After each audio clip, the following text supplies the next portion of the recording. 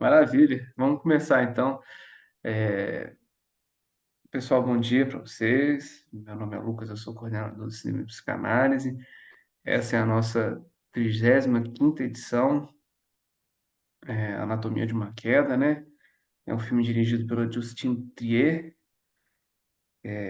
ganhou o Oscar de melhor roteiro original, foi indicado para melhor direção, ganhou melhor direção no Festival de Cannes, né? E tem um destaque da atuação da Sandra Hüller, foi magnífica, né? E é uma honra e um prazer estar com o Eduardo aqui, um grande amigo parceiro da ABC, né, da Associação Brasileira de Candidatos. A gente tem uma longa amizade, há muitos anos já. O Eduardo Brod Mendes, ele é psiquiatra, médico psiquiatra, mestre em epidemiologia, membro associado e é atualmente diretor científico da Sociedade Psicanalítica de Pelotas. O mais importante, um grande amigo. Eu vou passar a palavra para ele. Ele vai ter ali mais ou menos 50 minutos de fala e depois a gente abre para o debate, para a gente poder trocar uma ideia sobre o filme, viu? A palavra está com você, meu amigo. Então tá, bom dia a todos. Vamos lá então. O título que eu botei aqui é Anatomia de uma Queda, a minha experiência com este baita filme. Primeiro eu começo com anatomia. O termo significa ramo da medicina que estuda a forma e a estrutura dos diferentes elementos constituintes do corpo humano. Número 1, anatomia do filme. É um suspense dramático francês que ganhou, concorreu a muitos prêmios de cinema, Cannes, César, Oscar. Diferente das produções hollywoodianas, o filme não tem o glamour americano e sim é bem mais vida real. A atriz principal sem maquiagem, cabelos não muito arrumados, com roupa simples. Me chamou a atenção um blusãozinho tipo crochê caseiro que ela usa, assim. Isso faz o filme nos convidar a entrar na casa da família sem cerimônia. Dirigido por uma mulher, Justine Trier, que também é co-roteirista junto com seu marido, Arthur Harari, ambos muito experientes e premiados em cinema. E a premiada atriz principal alemã, Sandra Hüller, interpreta uma mulher cujo nome também é Sandra, o que pode indicar que ficção e realidade se misturam, pois isso também aparece no filme, onde a escritora inclui aspectos reais nas suas narrativas. Um filme muito aberto que instiga a pensar, recheado de possibilidades de temáticas para amplas discussões, como discussão sobre cinema, sobre música, feminismo, sexualidade, direito e por aí vai. Número 2, a anatomia do enredo. O filme tem uma referência antecedente. Nos Estados Unidos, em 1959, foi lançado o filme também dos gêneros drama e suspense, denominado Anatomia de um Crime. Da mesma maneira, indicado e premiado em festivais de cinema, Oscar, Festival de Veneza, Grammy Awards. Um tenente é julgado por ter assassinado um homem que teria estuprado sua esposa. Porém, o promotor o acusa de que o homem morto vivia um caso com ela e que ele a teria matado por ciúmes.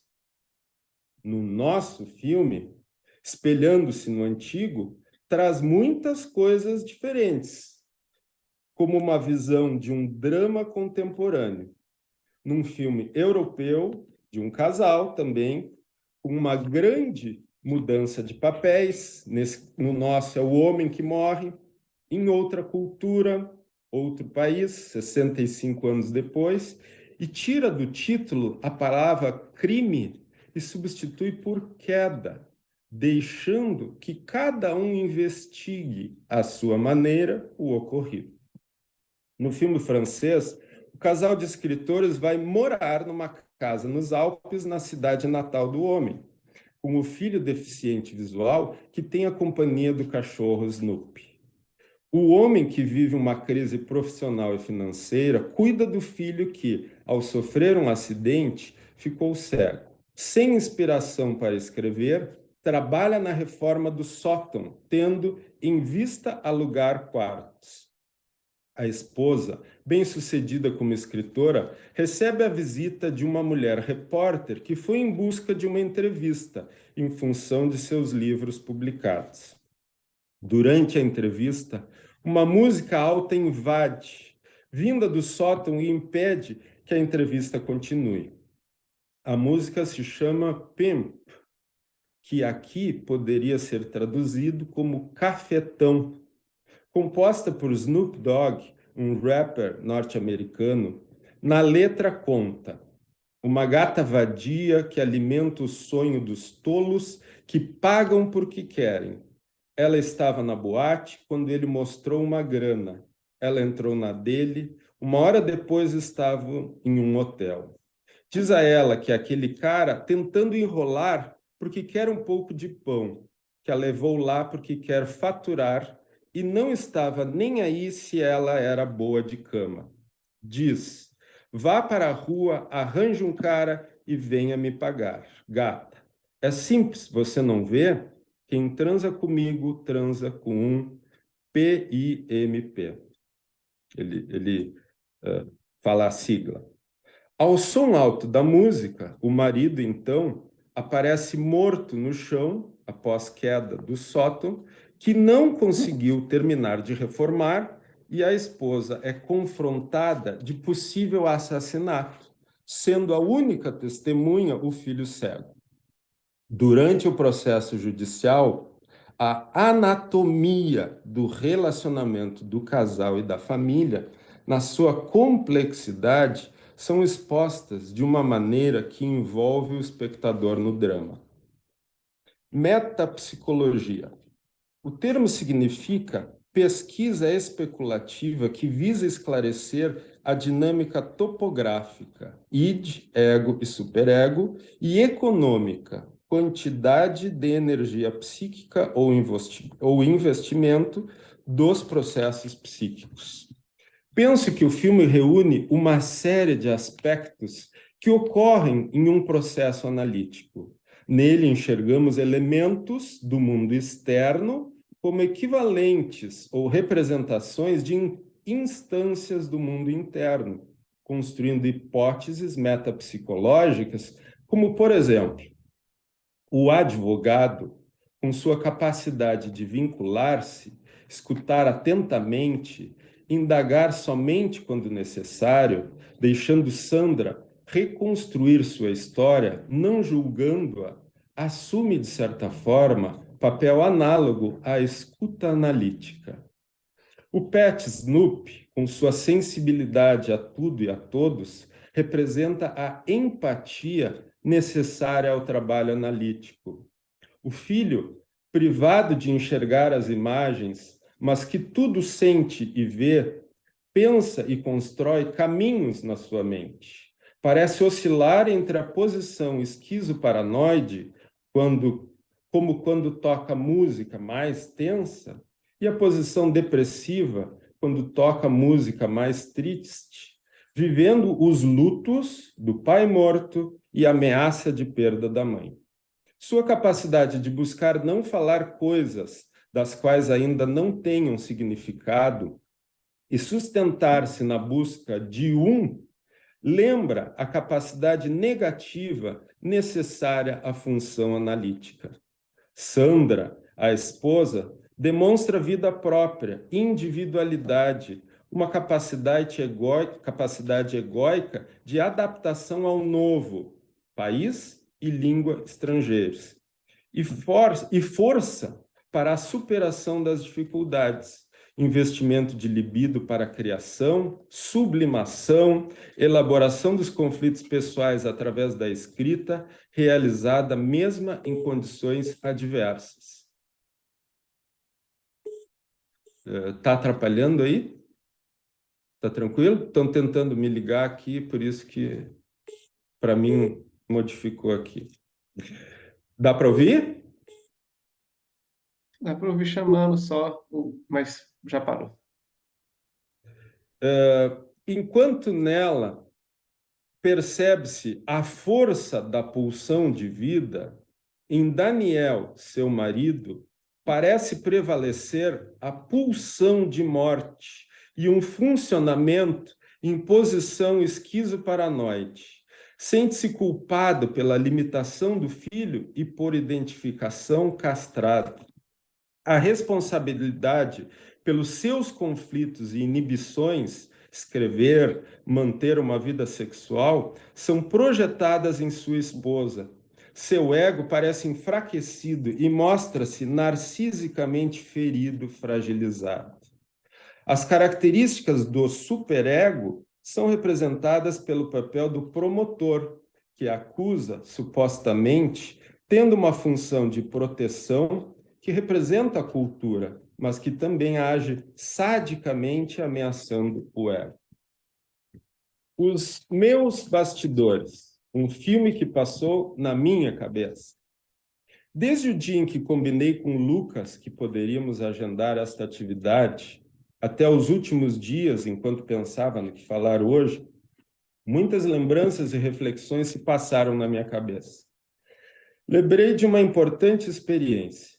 Nos primeiros anos da minha carreira médica como psiquiatra, em um dos turnos trabalhava com paixão em um serviço público municipal comunitário.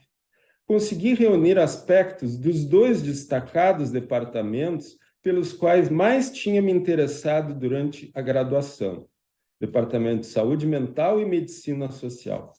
Meus sonhos juvenis motivavam-me a buscar uma maneira de mudar o mundo e a chamada reforma psiquiátrica, que, como eu a entendia, poderia mudar muito na maneira de cuidar da mente das pessoas no SUS, com atendimento individualizado, personalizado, com uma visão que eu considerava mais ampla da mente de pessoas com transtornos severos e persistentes, incluindo cuidados biopsicossociais. Até que num encontro que incluía a exposição das produções artísticas e artesanais dos pacientes e havia uma programação científica paralela, assistimos a um filme de cinema, que foi comentado por um psiquiatra convidado, o saudoso Saavedra, como o chamávamos. Os comentários dele reativaram um encanto e uma outra paixão em mim. Me perguntei, como ele conseguiu entender o filme daquela maneira? Ele captou no filme o que na residência de psiquiatria, a mesma que ele tinha feito uns 10 anos antes, chamávamos de entendimento psicodinâmico, com uma profundidade que me impressionou. Depois, entendi que ele tinha feito a formação analítica na SPPEL.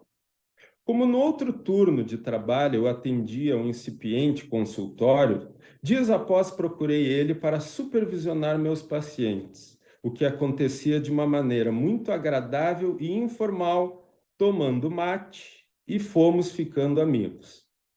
Um dia, já mais à vontade, confessei a ele que me achava muito simples, inseguro e tímido para ser um psicanalista. Não saberia falar daquela maneira admirável, com aquela desenvoltura, com aqueles termos técnicos sofisticados que via em muitos psicanalistas. Do seu jeito carinhoso e despojado, ele me disse: vai-te a merda, tchê. Psicanalista não precisa saber falar, tem que saber pensar. E com ele, e também com minha análise, lentamente fui encontrando coragem para buscar minha formação psicanalítica. Desde aquele tempo, muitas coisas mudaram, outras tantas, nem tanto. Sigo cultivando o cuidado de individualidades, de singularidades nos meus pacientes, mas agora de uma maneira mais vertical e interna do que horizontal e externa da mente das pessoas através da psicanálise.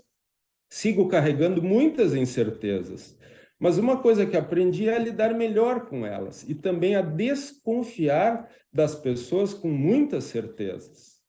Isso me remete a Bion, que se refere à denominada capacidade negativa, quando se consegue utilizar o não saber como fonte motivadora de busca da verdade, com persistência e paciência e como uma importante ferramenta de trabalho analítico.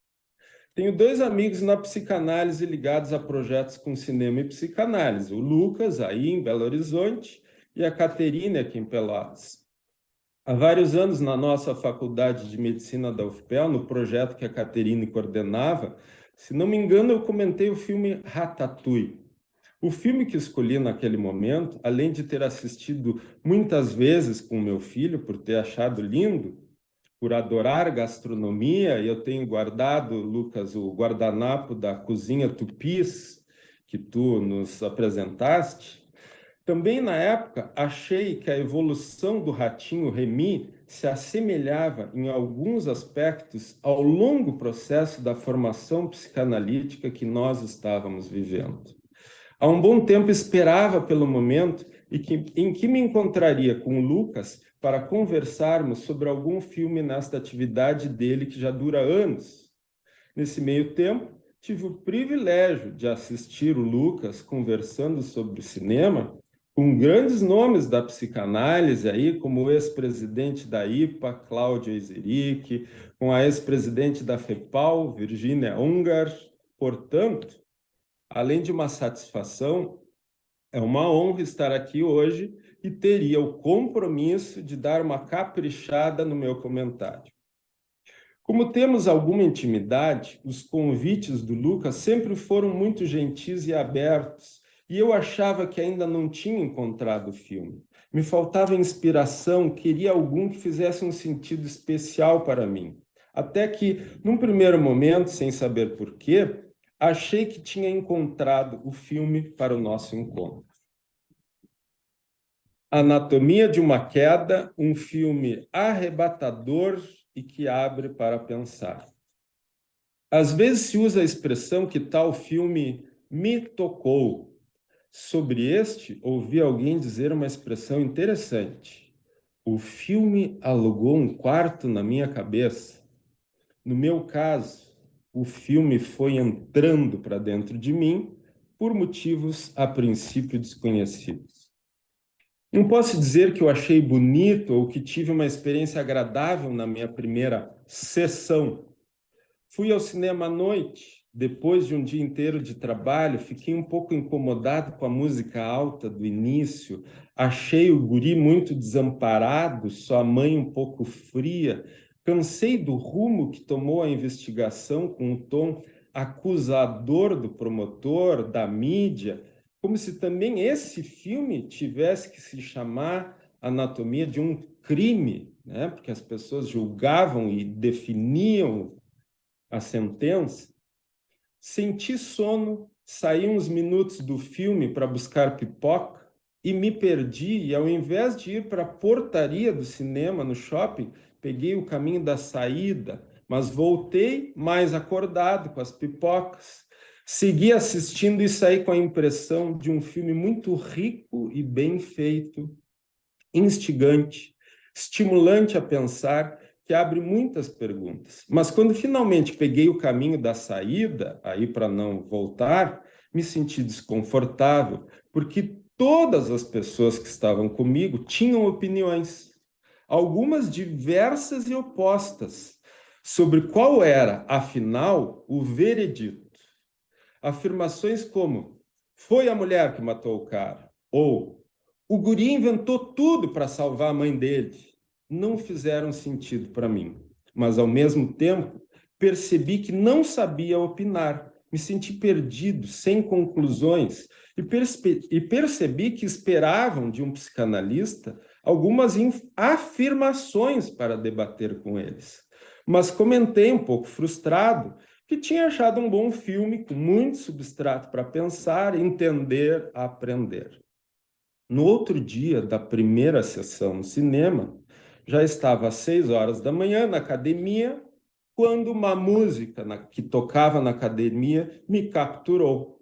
Perguntei para o meu personal trainer, que disse ser Snoop Dogg com a música Pimp. Só que é a versão do Snoop Dogg, a versão do filme é uma outra versão, né?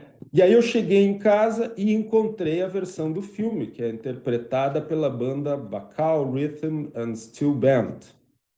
Ouvindo a música, achei, afinal, que o filme tinha me escolhido para a atividade com o Lucas.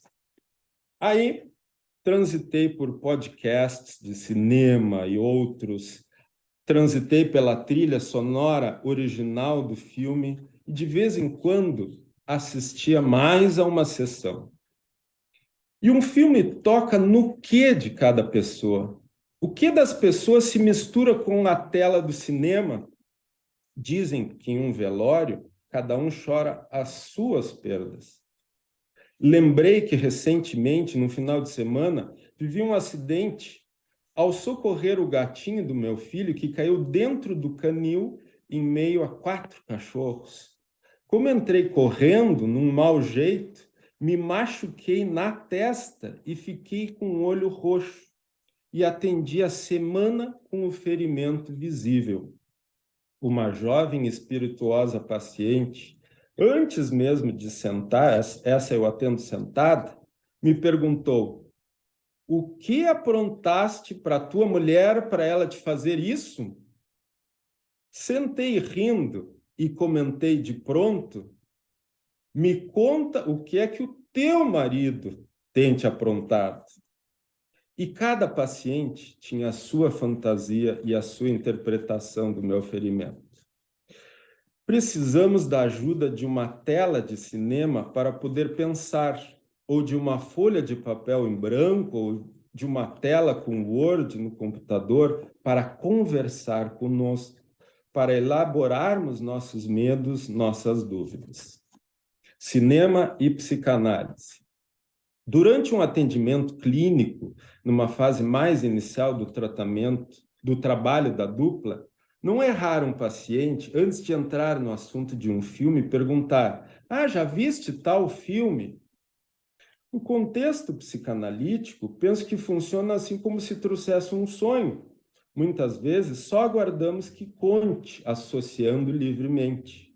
Ou se respondemos algo com o cuidado de ir construindo o setting, é no sentido de: o que queres falar sobre ele? Ou podes me contar o teu filme?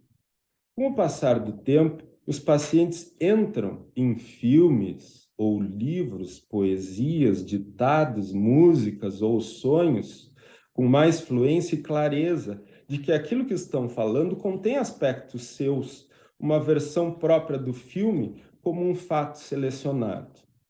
No início da psicanálise, pensava-se tecnicamente em interpretações intrapsíquicas, que seria o analista, de um lado, observando e analisando o inconsciente lá do outro lado, com a sua evolução teórica e clínica. Cada vez mais as interpretações passam a incluir muito mais compreensões que levam em consideração aspectos do analista num processo de intersubjetividade. Da mesma maneira, o filme, como comento hoje aqui, traz aspectos meus. Minha maneira de abordá-lo inclui o jeito como penso na sala de análise e, às vezes, como os temas de casa que os pacientes nos deixam até fora dela.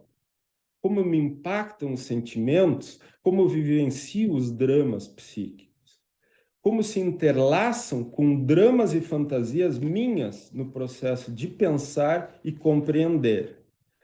Por exemplo, uma vez que nós estávamos num seminário, lendo um artigo do Antonino Ferro, e nos surpreendeu com o material clínico que ele botou, como é que ele tinha captado um aspecto depressivo do paciente, uma vez que não estava tão óbvio assim, né? Pô, que sacada de gênio! E a hipótese do nosso analista de data que estava no seminário foi: ele deve estar enlutado. Mas como eu já uma vez encontrei ele num congresso, eu vou mandar um e-mail ver se ele responde. Foi o Bruno Salésio, mandou um e-mail e o Ferro foi muito gentil, respondeu e disse: olha, eu tinha acabado de perder um amigo meu. E também torna-se possível podermos viver processos de elaboração de aspectos próprios quando vencemos dificuldades através de compreensões. Pude me dar conta só depois que, naquele momento, num dia em que assistia a esse filme pela primeira vez, vivia algo que envolvia a minha prática analítica no consultório e, ao mesmo tempo, minha vida institucional psicanalítica. Estava bastante ocupado num trabalho diário e complexo, vivendo um impasse em um caso de análise que passava por período pesado no campo de trabalho e, ao mesmo tempo, era um crucial período de possível mudança, mas me fazia duvidar mais das minhas habilidades psicanalíticas. Vinha recebendo suporte de supervisão, que além de me ajudar na prática clínica, seria o último pré-requisito necessário para a minha progressão a membro titular na sociedade psicanalítica.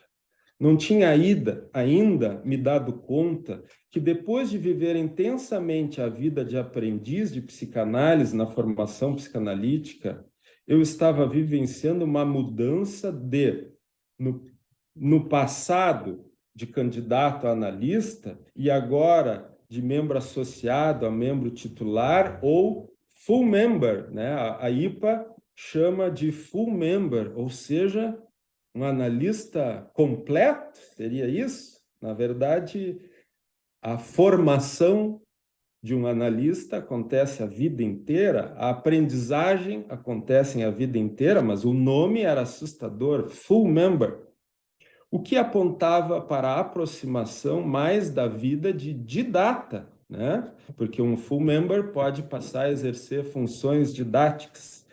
E como vivendo um momento de dúvida, me perguntava se teria condições de exercer a função didática que é transmitir a psicanálise. Naquele momento, o medo de não entender filmes, não saber atender pacientes, não conseguir transmitir a psicanálise se fizeram presentes. Lembrei do meu primeiro trabalho, meu primeiro supervisor, meu medo de não conseguir ser psicanalista. Traçando um paralelo com o filme, eu ocuparia o lugar da protagonista Sandra, escritora reconhecida, capaz de trabalhar fluentemente em qualquer ambiente, mesmo com o barulho da música, capaz de elaborar aspectos seus nos enredos de seus romances, de sublimar suas pulsões no trabalho criativo?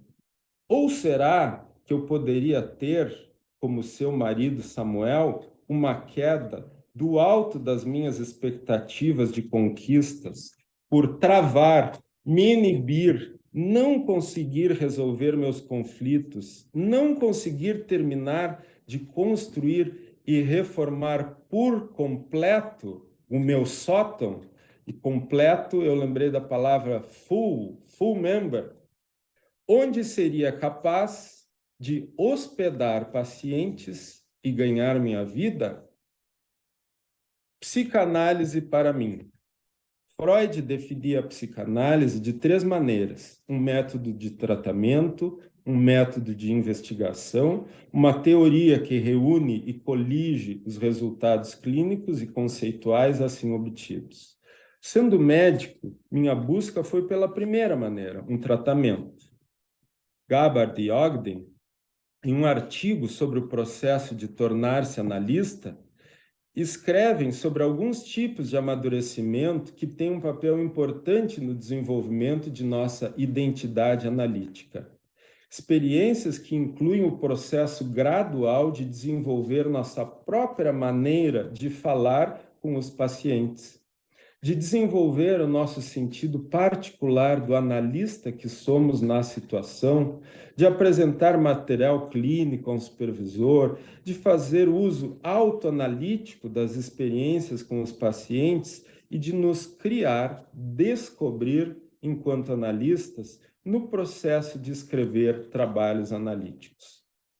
E citam Bion: o analista que você se torna é você mesmo e mais ninguém. Você precisa respeitar a singularidade da sua própria personalidade. É isso que você usa e não todas essas interpretações, essas teorias que você usa para combater o sentimento de que não é de fato um analista e não sabe como se tornar um. Hoje percebo que transito na psicanálise com mais familiaridade a partir da clínica, de enxergar a psicanálise como um método de tratamento. Admiro as pessoas que conseguem transitar nas teorias psicanalíticas e seus termos com desenvoltura, as que saem investigando, explicando os fatos como que num toque de mágica, como quando li as sofisticadas e interessantes interpretações de Lacan usadas na investigação do crime das irmãs Papin na França. Mas eu, assim como no método que utilizo durante o meu trabalho de atendimento clínico, precisava sentir, pensar, viver um tempo e um processo íntimo, me informar, pensar, principalmente me entender. Quando me dei conta, primeiro percebi que tinha chamado de sessão de cinema. Depois me dei conta que uma ou duas vezes não tinha sido, uma ou duas sessões não tinha sido suficiente para eu me sentir dentro do filme e nem ele suficientemente dentro de mim. Numa época que se discute que frequência de sessões é necessária para fazer o trabalho analítico, uma ou duas sessões de cinema não foram suficientes para mim, mas sim precisei de umas 4 ou 5 para entender ou desentender algumas coisas e passar a interpretá-lo. Ao finalizar de escrever, me dou conta que posso ter me inspirado ou me identificado no pai da psicanálise para fazer uma espécie de autoanálise, usando o filme e a escrita para sonhar meu drama pessoal. Desta forma, concluo dizendo que o cinema ajuda a sonhar. Termino agradecendo ao Lucas, que no passado, quando ainda era núcleo, não Sociedade de Belo Horizonte, com sua parceria ajudou a tornar minha formação analítica mais alegre e divertida. E hoje, mesmo sem saber, me conduziu a mais um degrau na nossa instituição. Entreguei meu documento, que apresenta a relação de atividades cumprida, aguardando a homologação em assembleia ontem, de antigos colegas candidatos a, quem sabe, futuros didatas. Espero que sigamos juntos. E estou curioso para saber do filme que vocês assistiram. Obrigado. Muito emocionante essa fala, meu amigo Eduardo. Muito bom te ouvir. O cinema e a psicanálise tem essa essência na sua raiz, né? De criar esse espaço mesmo, né? Da gente poder pensar o cinema e a psicanálise, né? Dessa forma tão afetiva, né? Mas vamos abrir para as pessoas contribuírem com o filme que cada um assistiu, né? Esse filme me impactou demais quando eu vi. Demais, assim, né? Um baita filme, né? Mas vamos dar o espaço para o pessoal falar, né? Fique à vontade, pessoal.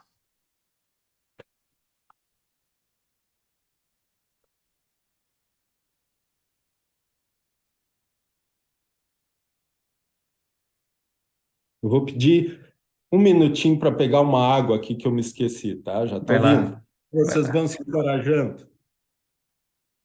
Eu queria falar uma coisa, Lucas. Pode falar, Zana. Vou esperar ele voltar, pode? Claro.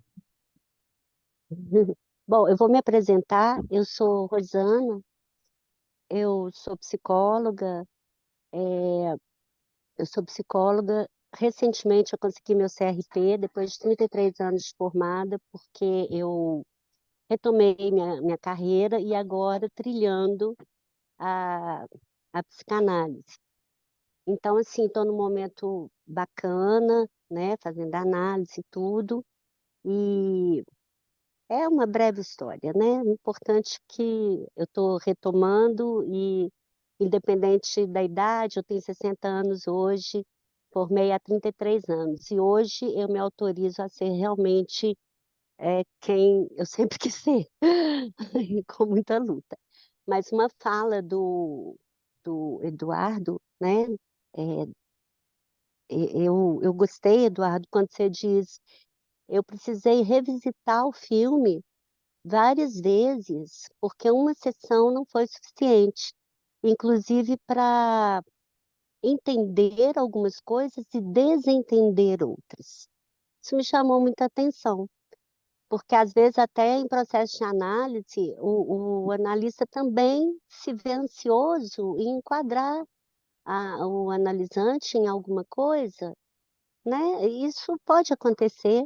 E lá na frente não vai ser assim, né? Eu gostei dessa questão da gente poder voltar e rever como eu fiz com a minha vida. Eu voltei e revi o meu processo, a minha caminhada, né? E acho que a gente está sempre assim. Meu sentimento em relação ao filme foi que eu também fiquei com a sensação de ter que dar resposta se ela era culpada ou não. Eu me peguei nesse lugar, sabe? Sendo que, na verdade, eu acho que isso não importa no filme, né? Não é isso, sabe? É toda a construção que, que chama atenção. E por que que a gente tem essa necessidade de querer a tal da verdade, se essa verdade é tão... Que verdade é essa, não é? Uhum. Minha contribuição aí para vocês. Muito obrigada por estar aqui pela primeira vez com vocês, tá? É, Sou de Belo muito Horizonte. obrigado e muito prazer. Eu acho que é interessante isso que tu estás falando, né? Lembra Bion e a importância de se manter a capacidade de pensar aberta, né? Não saturar o pensamento. E isso é um exercício fundamental hoje, onde as redes sociais invadem o tempo da gente o tempo inteiro e onde se encontra muito forte as polarizações, né? Onde grupos opostos e dois grupos, né, se combatem entre si de uma maneira esquizoparanoide, cada um preso às suas verdades absolutas e brigando com o outro, onde não tem pensamento, onde não tem troca, onde não tem nada criativo. Então, eu acho que a psicanálise é importante nesse sentido até, de sustentar uma capacidade de pensar, de não saturar o pensamento e de lembrar isso, né? Que a gente só pensa num processo criativo e se está aberto para entrar coisas novas o tempo inteiro, e não fechar-se numa ideia e aí se termina de pensar, né? Por isso que, como é aquela frase, né? A resposta é a doença que mata a pergunta, né? E esse filme, ele não traz respostas, ele deixa muitas perguntas.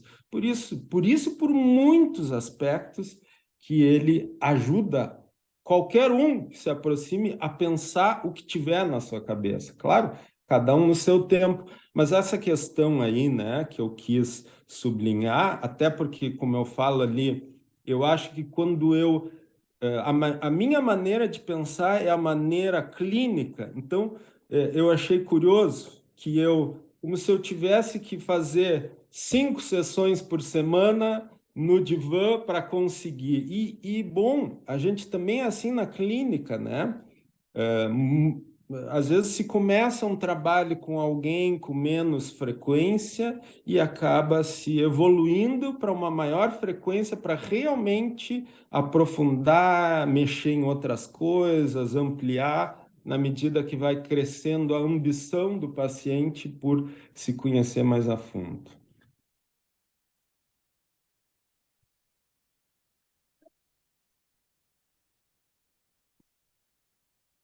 Que aquecendo essa conversa que você trouxe de uma forma tão interessante, né? Porque muitas vezes o viés leva a respostas mesmo do filme, né? Como você coloca, e você se colocou você, colocou a psicanálise, a sua história, né? Essa questão da abertura de ser a gente mesmo, e é tão legal que aí você incentivou, que foi o que eu vi a Rosana fazer, trazer a história dela lá em BH e encontrar um espaço para isso que está aí, né? Nessa mistura que as Sandras, né? E aí me sinto dentro do filme aí, mais uma Sandra, né? Nessa questão da realidade mesmo e da fantasia e da capacidade de poder sonhar também, né?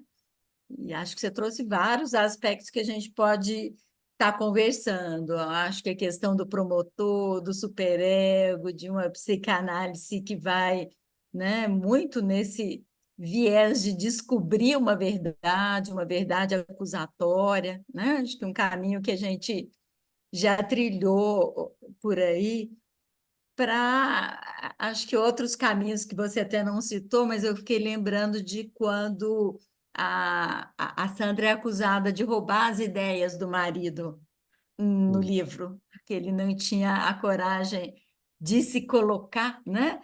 E então são alguns momentos assim surpreendentes que nos ajudam a mudar de ponto de vista, né? Então, eu acho que, por exemplo, ali no filme, para mim, é um momento que você não comentou, né? Que aí surge uma outra Sandra aí, né? É onde a gente vai cruzando ao ser a gente mesmo, nem sempre só os lados, vamos dizer, perversos e nem só os lados bonzinhos, né? Uma mistura. Então, para mim, ali, aquele momento, se você puder comentar um pouquinho mais. Acho Sim. que tem outros, mas aquele é um momento que eu acho de bem virada, né? São momentos de impacto na vida que a gente tem, talvez como quando a gente entra mesmo também na formação, acho que são alguns momentos que causam impacto. Mas A, acho que tem muito para aquecer. a Justine Triet, a diretora, quando escolheu a Sandra, parece que tinha uma outra que estava sendo cogitada, a atriz principal, escolheu a Sandra pela transparência, assim, eu em alguns momentos achei a personagem um pouco fria, mas, por outro lado, eu achei ela autêntica e transparente. E a maneira como ela respondia me passava uma sinceridade, né? Então, o promotor acusa que ela copiou. E aí ela diz assim: peraí, eu conversei com meu marido e disse que eu tinha admirado aquilo que ele tinha feito. E ele, que não estava conseguindo desenvolver aquilo, me autorizou a pegar a ideia dele e levar adiante do meu jeito. E tu estás dizendo que eu escrevi um livro como se fosse plágio dele? A ideia dele eram poucas páginas. Eu escrevi um romance de 200 páginas. Tu não consegues entender a diferença de um esboço de poucas páginas para um romance de 200 páginas. Eu sou escritora, né? Então, para mim ficou muito claro que ela fez um processo criativo em cima de uma ideia. Da mesma maneira que a diretora Justine Triet e o seu marido, pegaram um filme antigo lá, de 59 anos atrás, pegaram aquela ideia e eles plagiaram, por acaso, o filme. Eu achei genial a sacada deles de pegar um filme numa época em que a discussão era, né? Pode matar ou não pode matar? Se for em direito da honra. Eu, quando eu fui para o exército, como psiquiatra, o serviço militar obrigatório para uma cidade pequena no interior da cidade, eu cheguei a atender um senhor que veio consultar comigo e o senhor me contou que ele tinha matado a esposa, mas que ele tinha sido considerado livre porque a esposa tinha desonrado ele. Então ele podia matar, já que ela tinha cometido aquele crime com ele. Então, há poucos anos, né? Olha como era a cultura lá no século passado. E eles pegam aquela ideia e botam assim, como é que a nossa cultura, as questões da mulher, as transformações da mulher, e a própria diretora é uma mulher, né? E aí, no filme, quem morre é o homem, e a mulher que poderia ter matado, quem cuida da casa e do filho é o homem, a mulher está trabalhando fluentemente. Então, ela inverte tudo daquele filme anterior e cria uma possibilidade de também a gente, de uma maneira condensada, como é um sonho, um cinema, a gente entrar em contato com tudo isso que está em transformação da nossa cultura. Então, é genial o filme, assim, é impressionante. E, então, essa ideia, a diretora plagiou o filme antigo, a Sandra plagiou o marido e roubou a ideia, a diretora e o marido roubaram a ideia do filme anterior, né? Muito bom. Passo a palavra para a Roberta, depois a Diana. Olá, bom dia. Obrigada pela Olá. oportunidade. E o que me capturou no filme, eu sou advogada. Eu achei interessante o devir de um sentido, né? E da gente se desalienar do imaginário. Porque eu acho que nós partimos, como você trouxe aí essas questões, né? Nós do direito partimos muito assim já de uma imagem e talvez vamos para o processo para provar aquela imagem, né? E os analistas trabalham o contrário, né? Na espera de um devir de sentido pelo processo analítico, né? Mas não há um sentido a priori, mas um sentido a ser construído a posteriori pelo processo, né?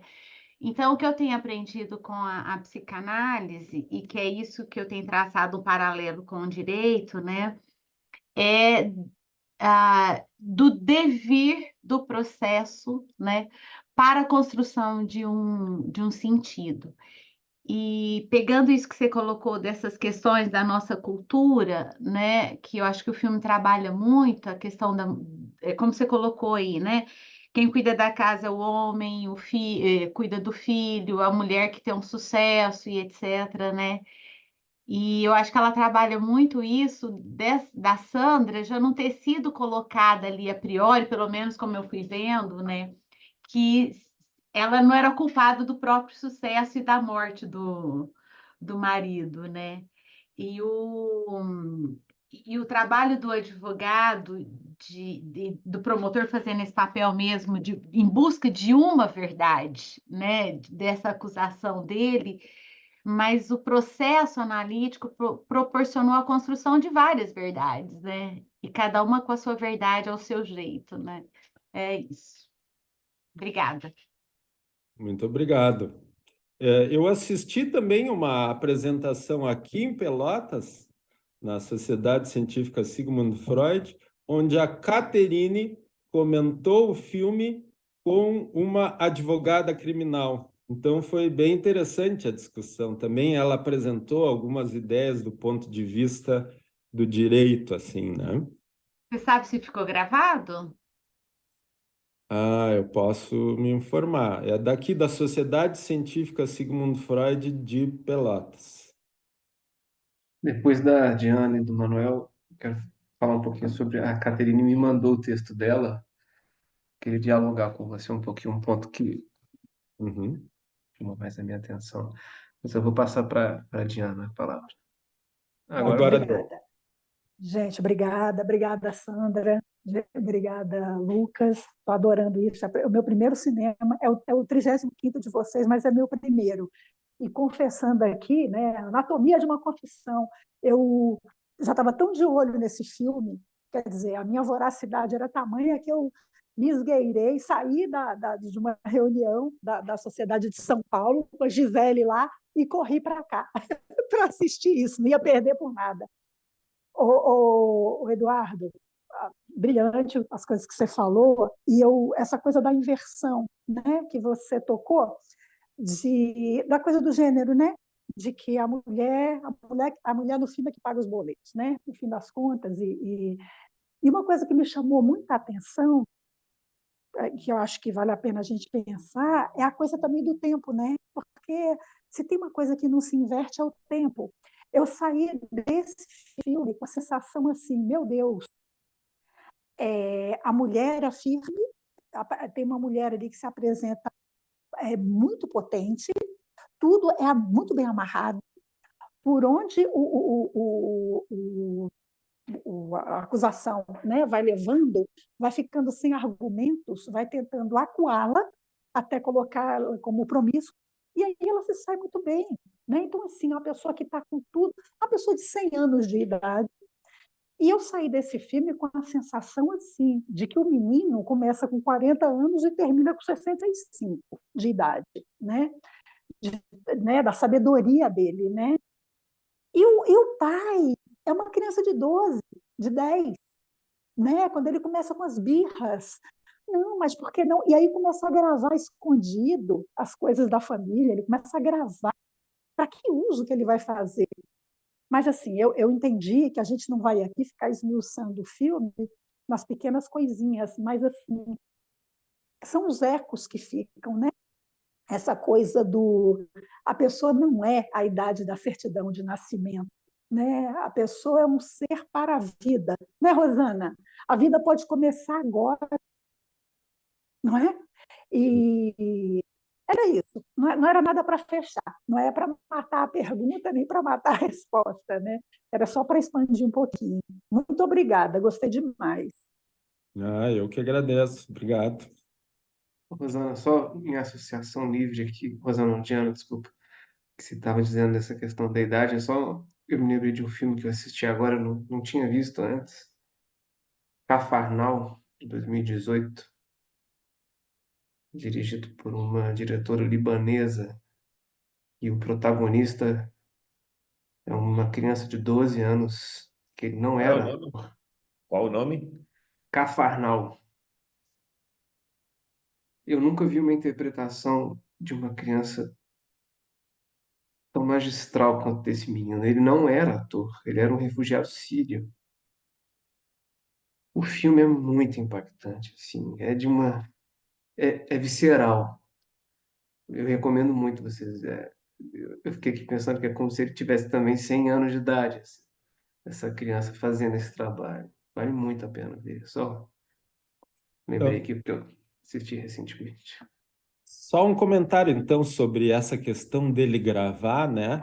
Por mais que no filme a justificativa, a mulher mesmo diz: olha, ele dizia que gravava para poder ver se inspirava em aspectos da vida real e que aquilo pudesse se transformar no processo de inspiração para escrever. Mas sem dúvida que tem aspectos aí, né, de controlar as coisas, de gravar coisas muito mais primitivas e persecutórias também envolvidas e controladoras, né?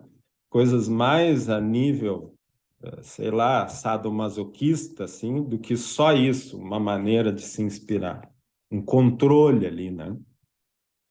Ou persecutórios também, né? Isso. Manuel, a palavra está com você. Bom, eu vi só uma vez o filme e foi hoje, já perto da meia-noite que eu comecei a assistir e terminei às 2 da manhã. Pô, que honra, Emanuel. Muito obrigado por essa parceria toda aí. Não, inicialmente eu queria dormir. À medida que o filme foi passando, perdi o sono. Não perdi o sono.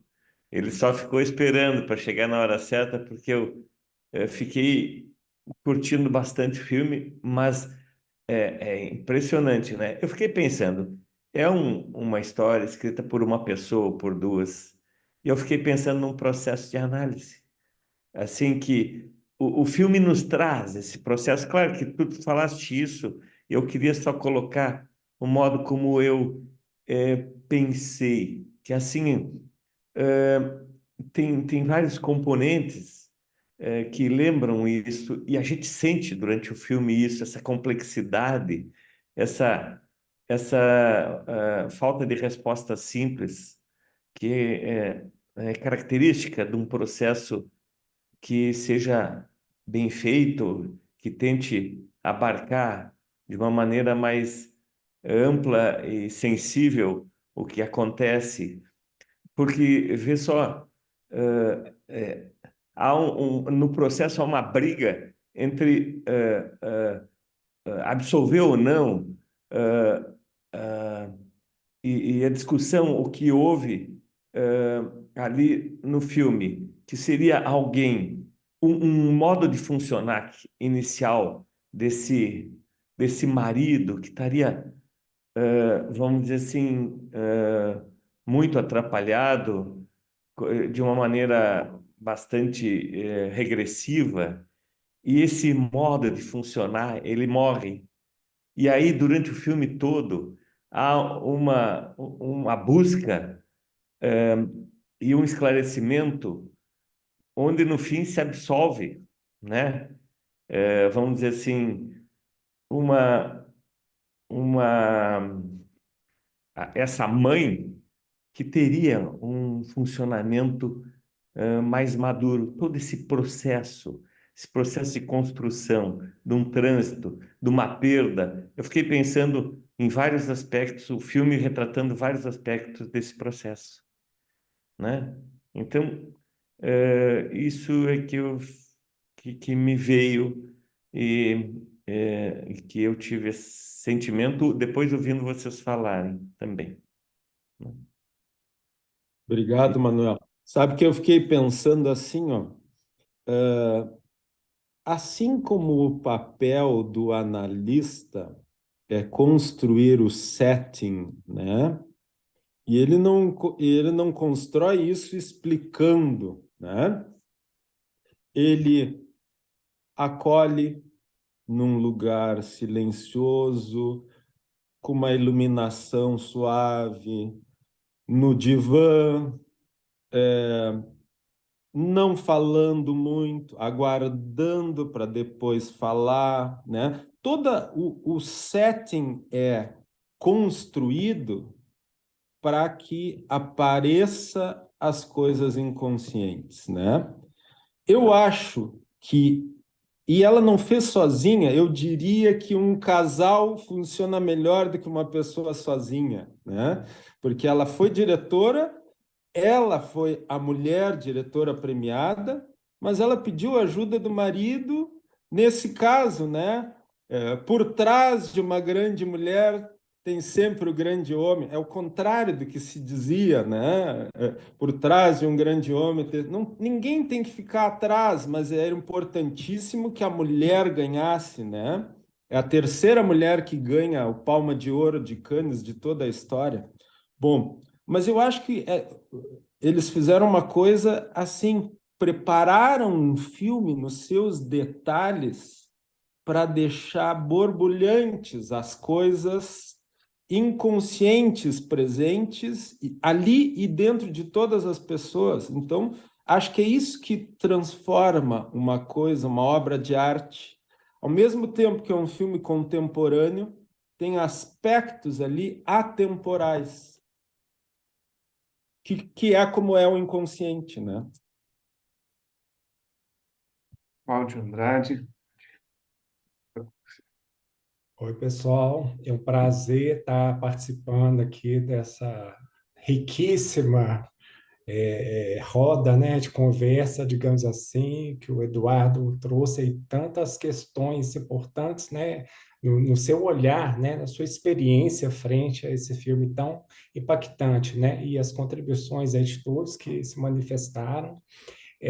Achei muito interessante a colocação que a Rosana fez, né, de que se vê nesse lugar de ter que achar uma resposta, mas que não tem a resposta, né? Há várias formas de se ver, de se interpretar, e que o mais importante não é, de fato, ali qual que é a verdade, porque não há a verdade, né?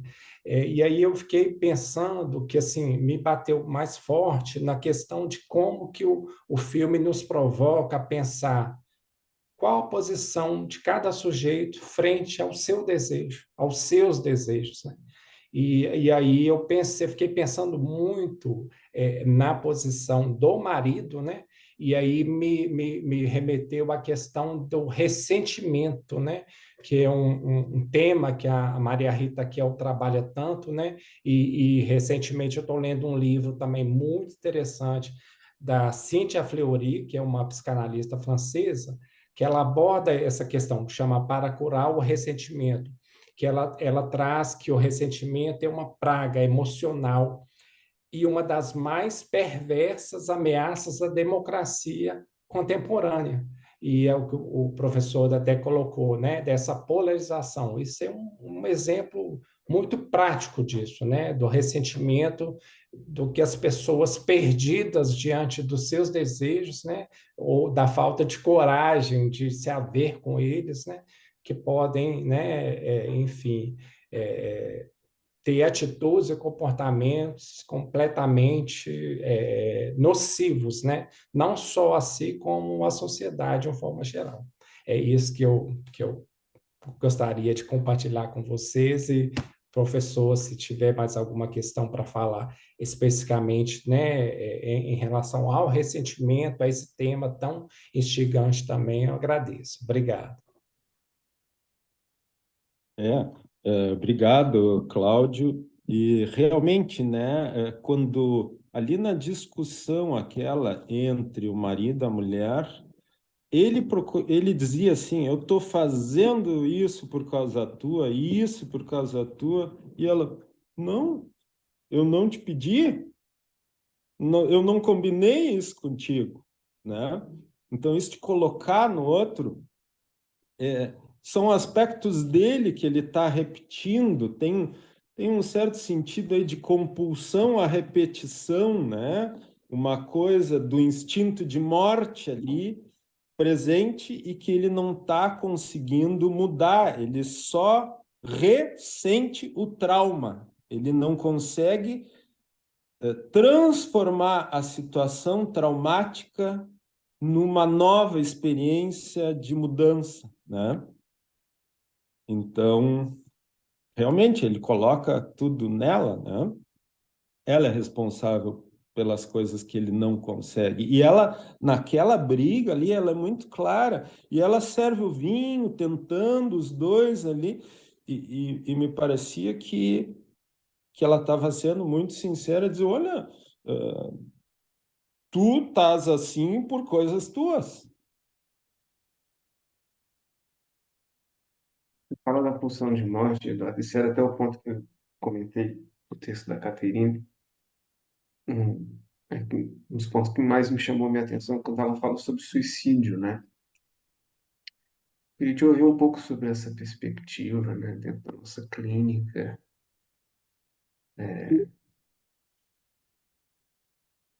Esse... Não, até por isso, na verdade, eu não dei nenhuma direção, né? Mas se eu for olhar a partir das informações que eu coloco nesse relato, se eu for responder, se um juiz estiver avaliando, né? Eu fiquei lembrando daquilo que foi feito e foi a primeira vez na história, na França, que foi usado uma avaliação psicanalítica para tentar decifrar e desvendar um caso que é esse crime das irmãs Papin. Eu não li maiores coisas. Eu li um artigo que falava sobre isso e fiquei encantado, tenho vontade de procurar.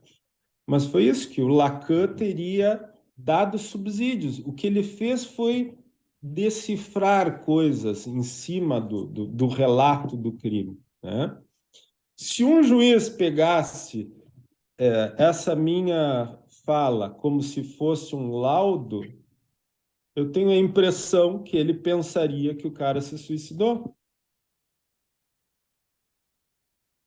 Porque o cara estava cheio de frustração, de morte e de ressentimento. Bom, também dá para se pensar que num suicídio tem sempre uma intenção homicida.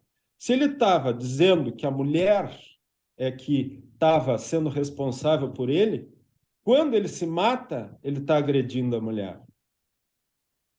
Então, ele iria respingar o sangue na mulher e ele iria então se vingar por ela ter roubado o texto, por ela ter traído ele, por ela ter ido cuidar da vida dela enquanto ele ficou em casa, né? Então isso confirmaria para ele que ela merecia sofrer, né?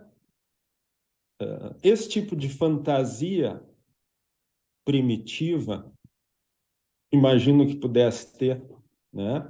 Em alguém que se atirasse, se suicidando numa hora daquelas. E vejam bem, a música, isso não aparece porque a música é instrumental no filme, mas a música escolhida pelos diretores é a música de um rapper, de um cara que distrata a mulher, que diz, eu quero que tu me dê o pão.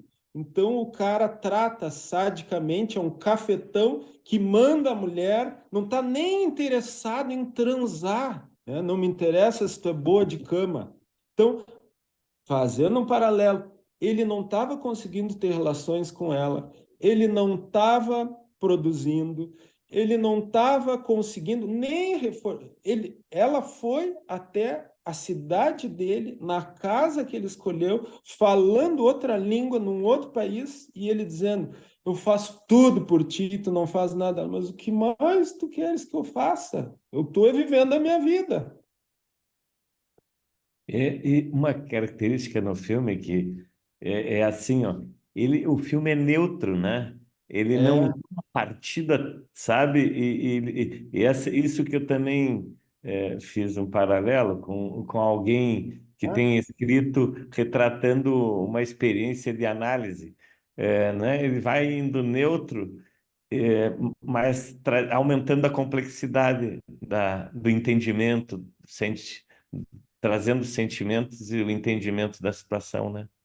Mas assim como na situação analítica, ele vai dando algumas pistas que se tu fores atrás, e eu fui indo atrás, indo, e percebi, né, que isso não tem fim.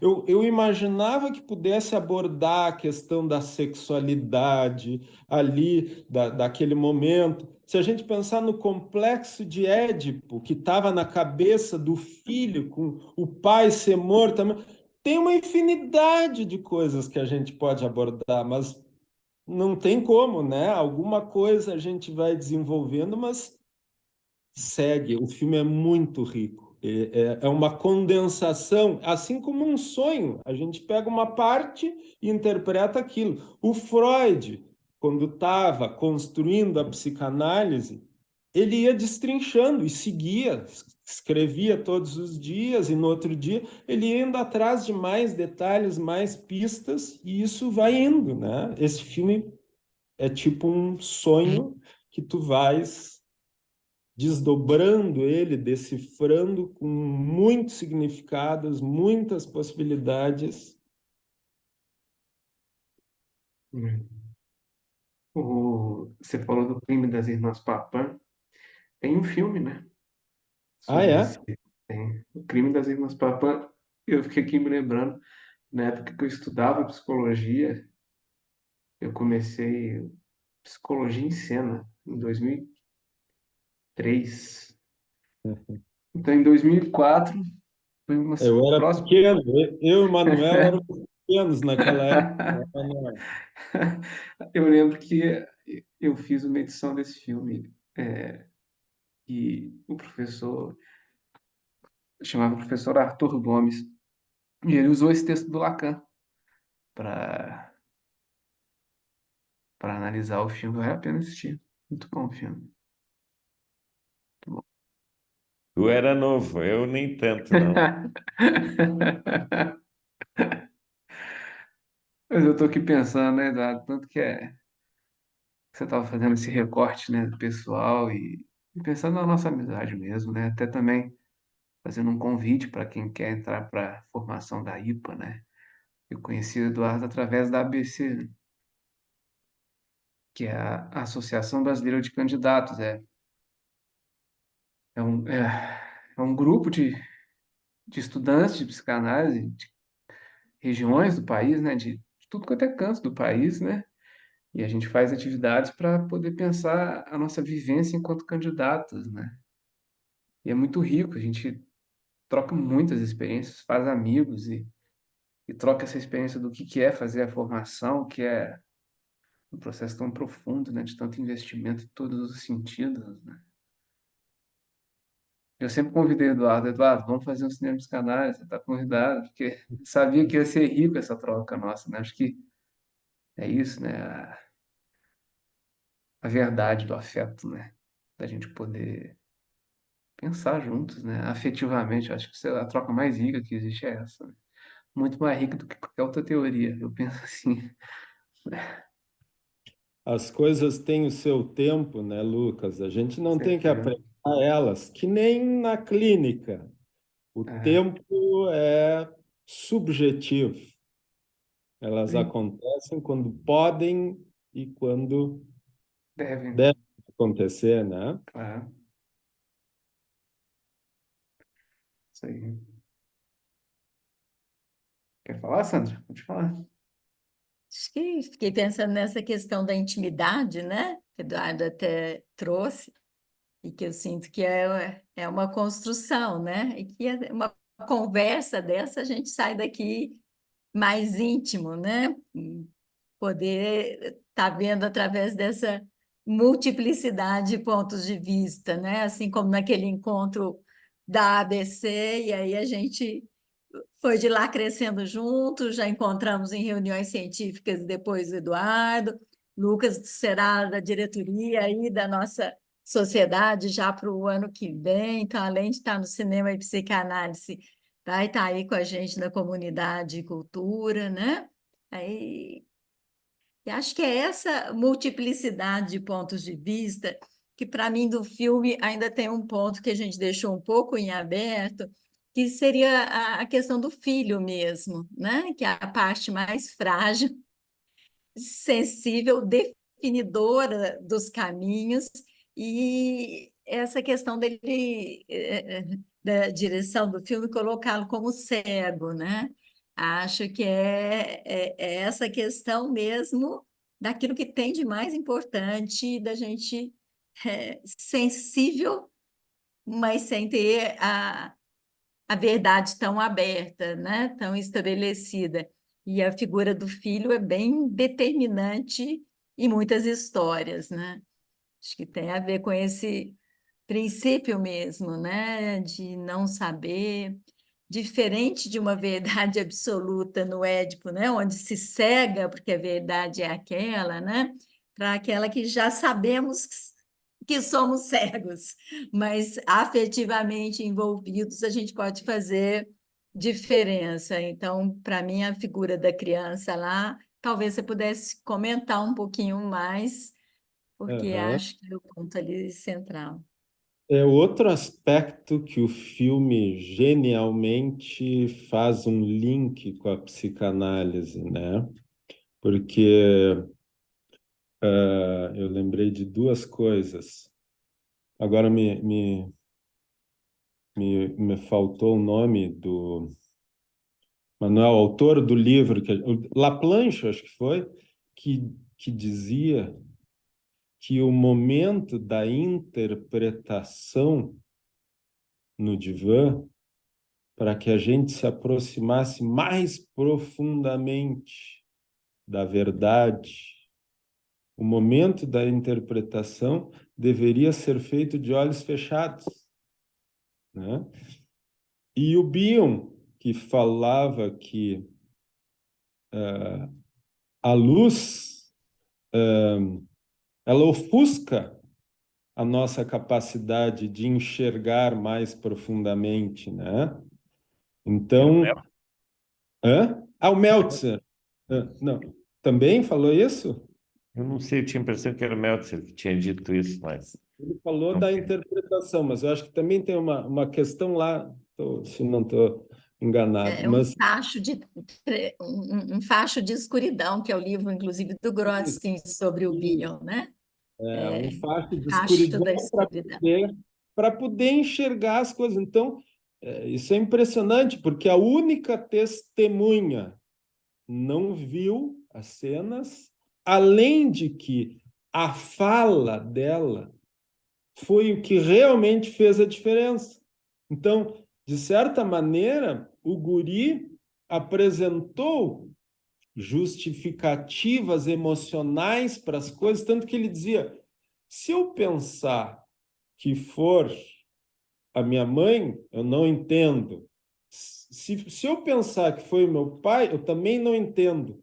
Aí ele vai, ele vê mas eu quero acompanhar, ele assiste, ele entra em contato, ele encara de frente a coisa, né? Ele quer resolver, ele quer elaborar. E ele dizia para a juíza: se tu não me deixares assistir, eu vou ver pela televisão. Eu preciso olhar isso, né? Aquelas coisas que antigamente se afastavam as crianças de conversar, de entender. Claro que isso tem que ser cuidadoso e em cada situação, né?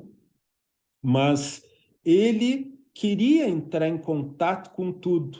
E acabou que é ele que fala da maneira, quando ele reconstruiu a história, pensou no cachorro, recriou, fez um experimento com o cachorro ali para observar e disse: bom, agora, se eu pensar que for o meu pai, quando ele uma vez eu estava com ele no carro e ele falando do cachorro, ele disse: olha, o teu cachorro acho que está ficando velho, ele deve estar cansado de fazer as coisas só para os outros. Então tu tem que ir te acostumando a não contar mais com ele. E o guri pensou: mas não acho que o meu cachorro está assim. Ele nem está tão velho e nem ele se cansa. Ele faz aquilo com amor, como cachorro. E o guri disse: eu acho que o meu pai estava falando dele quando falou isso do meu cachorro. Então, esse guri, o jeito como ele foi colocado na trama e a participação dele foi crucial. Eu compararia a um laudo psicanalítico que fosse entregue para a juíza, tentando decifrar aspectos inconscientes envolvidos e que ajudaria a juíza a, não, de acordo com a palavra aqui do doutor Guri, aí eu acho que está absolvido. O filme quanto mais eu assisto e penso, mais eu me encanto assim com as sacadas, com o jeito como os dois são muito competentes e experientes, a mulher e o marido, né? Ganharam, eu acho que melhor roteiro, ela ganhou melhor diretora, então reuniram muitas qualidades aí. A cena da briga da Sandra, né, com o Samuel, que cena Uhum. forte, né? Que cena forte. Nossa, muito forte. É difícil fazer uma cena daquela, né? Ponto de vista cinematográfico O também. tempo inteiro, né? Não é uma cena com muito. Bom, não sei, não me lembro agora se tinha muitos cortes, mas a impressão que dá é que é uma. Eu não me lembro das gravações em si, mas dá a impressão que é uma coisa continuada, assim. É. Um baita filme. Bom, Fico, então, fico, fico grato de o filme ter me escolhido para falar. bom a gente ter um sábado de manhã tão rico, né? A gente poder pensar assim na psicanálise do cinema, né? E, e essa possibilidade, né, de a gente estar conectado, cada um no seu canto também, né? A gente tem de Pelotas, né? BH, sei, São Paulo, quais outras cidades que a gente tem aí? Uberaba, Marta Canberra, também. legal, Roberta, Marta, o grupinho de Uberaba também está aí. Cris legal. Mazzoni, onde é que está? Não sei se está em BH ou não. Barbacena, A Marta de Pelotas e o Damé. E eu estou em Porto Alegre aqui também, passeando um pouquinho. É, é nacional, nossa atividade integrando. muito bom. E é curioso, né? A Sandra Hüller, né, fez esse filme, fez junto, como é que chama aquele outro, que também concorreu ao Oscar? Nossa, agora me fugiu aqui. Zona de Ah, Interesse. é, aquele que Zona foi de ela, Interesse. é, Que aquele do campo de filme. concentração, né? E parece outra atriz. Outra atriz, né? Impressionante, né? Impressionante. É, Eu- E esse, para mim, Zona de Interesse foi um dos melhores filmes do ano passado. Também, que filme. Nossa, que filme. Que filme forte, né? é. Grande atriz. Que mais, gente? Quem mais tem Inclusive, dúvidas? merece também uma sessão, né, Merece. comentada, que é muito interessante aquele filme, né? Merece demais, né? Nossa, aquele filme. Que filme, gente. Vale muito a pena, sim. Quem sabe a Caterine topa, né? Pois é. Falar com É ela. um, é um pensamento em busca de um pensador. Exatamente. Kátia falou do nome dos filmes. Kátia, a gente falou de Zona de Interesse, O Crime das Irmãs Papin, Cafarnal foi um filme que eu falei. Não sei se a gente falou de outro. E essa cena da briga desse filme de hoje, a diretora meio que dialogou com a história de um casamento da Scarlett Johansson com o Adam Driver. Eu vi uma coisa assim em algum lugar que ela meio que fez um diálogo dessa cena com a cena, a história de um casamento da Scarlett Johansson. Que a gente tem um cinema psicanálise, inclusive, no YouTube. E fica uma dica também. Se vocês colocarem no YouTube SBPMG Cinema e Psicanálise, tem várias edições. Nossa, lá inclusive essa vai para lá também. Essa briga aí, numa análise bem feita, tem que aparecer em algum momento, né? Numa discussão onde as pessoas têm que tocar em pontos bem difíceis, né? E confrontar e lidar, né? Eu fiquei pensando no Lucas falando, né, que filme, e eu gostaria de falar, que encontro, que encontro, sabe, através da proposta de falar sobre o filme. Queria muito agradecer, viu, estar com vocês, foi muito legal, primeiro contato que eu tenho, saio daqui assim, pensando em muitas coisas e feliz, sabe? Eu acho que a gente também, o desejo nos coloca nos lugares, né? Eu acho que eu vejo muito assim, esse meu desejo de ampliar meus contatos, de ampliar minha percepção através do escutar vocês. E é isso, foi muito lindo, muito obrigada, tá? Eu gostei muito, professor Eduardo, professor Lucas, colegas, viu? Espero que a Seja, gente se encontre aí. mais para frente. Seja Obrigada. bem-vinda, é o seu primeiro de Prazer. muitos, Tamara. Sempre bem-vinda, sempre Obrigada. convidada a participar dos nossos próximos. Obrigada.